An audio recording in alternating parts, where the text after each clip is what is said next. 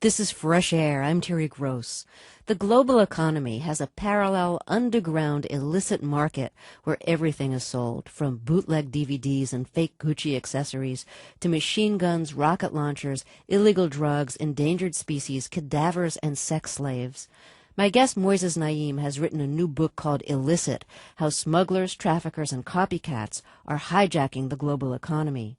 Naim is the editor of the magazine Foreign Policy, which is published by the Carnegie Endowment for International Peace. He's the former executive director of the World Bank and served as Minister of Industry and Trade in Venezuela.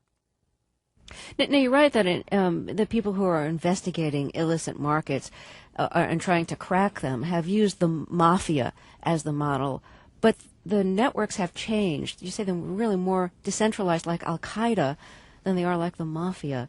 Can you give me an example of a illicit network that looks more like Al-Qaeda than the mafia? Well, imagine we have evidence of Ukrainian arms runners and traffickers of women that are in alliances with Colombian and Mexican traffickers, in which they traffic and exchange, for example, weapons for cocaine. Or we have found there is evidence of Nigerian traffickers working in northern Thailand. This is not a structured hierarchical organization that has a boss and therefore several under bosses and is a pyramid. These are very flexible, very agile, stateless networks that develop opportunistic arrangements, and that if they work together for a while, then disassemble, then do it again. And what's evident now is that the specialties are no longer as important as the ability to move illicit goods, services, people from across borders. So a network can, in Morocco, for example, can move to Spain both drugs, weapons, or people. The same we have seen in the border between Mexico and the United States, where traditional drug-running networks now also operate in running people and arms. So even the drug trade isn't like the big South American drug cartels like it used to be? The drug trade has changed in very important ways. New entrants, new people, new groups, new networks are operating. A lot of the drugs are no longer harvested but cooked. We have in the future of the drug trade is not harvesting something and then moving it to another country, but cooking it in makeshift labs or very even industrial labs in some countries. It has also changed in the sense that traditional countries that were transshipment countries have now become big markets. For example, Brazil, that used to be a transshipment place for drugs produced in the Andean countries, in Peru, in Bolivia, in Colombia. Now Brazil is a huge market and continues also to be a transshipment place. And there are new products. Technology has changed the drug trade. A very important drug trade that accounts for $7 billion a year takes place in the Pacific Northwest, where there is an export from Canada called BC bud, British Columbia bud, which is a type of marijuana that is very potent and very sought after by consumers and distributors. That trade did not exist a few years ago, and it now exists thanks to changes in technology. They have adapted and used biotechnology. You know, marijuana is no longer produced only in the tropical places. It can be produced in very cold places, like British Columbia. So there is technology, and technology that is biotechnology, technology that is communications technology, that uses all sorts of new means, from calling cards to the internet to BlackBerries to pagers to very low costs of transportation that were one of the changes of the 90s, have facilitated these illicit trades of all kinds. And another problem you point out is that authorities are often willing or happy to take bribes and payoffs, kickbacks from the illicit drug traffickers. Yes, what I point out is that illicit trade, the criminal trades, have grown in ways that has changed them. They have mutated into activities that we have not seen before in history. They are now global. They are now very, very wealthy.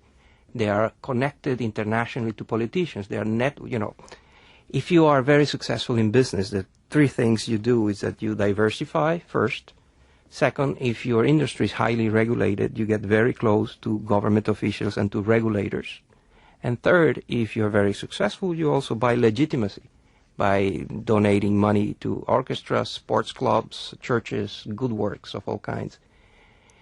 The illicit traffickers are also doing that. They are very successful. They have piles and piles of money. And their industry is very regulated. Indeed, it is banned.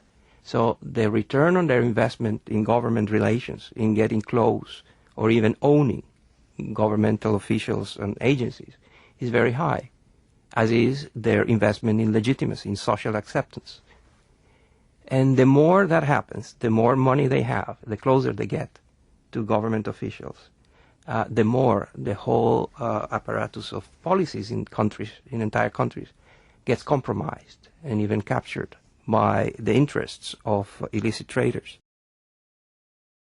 This is Michael Graybiel at the Center for Strategic and International Studies. With me is the holder of the William E. Simon Chair in Political Economy, Sidney Weintraub.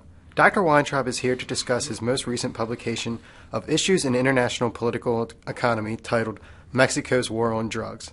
Dr. Weintraub, in this month's commentary you point out the devastating consequences of Mexico's war on drugs, notably the 22,000 murders that have occurred since Felipe Calderón assumed the presidency in 2006.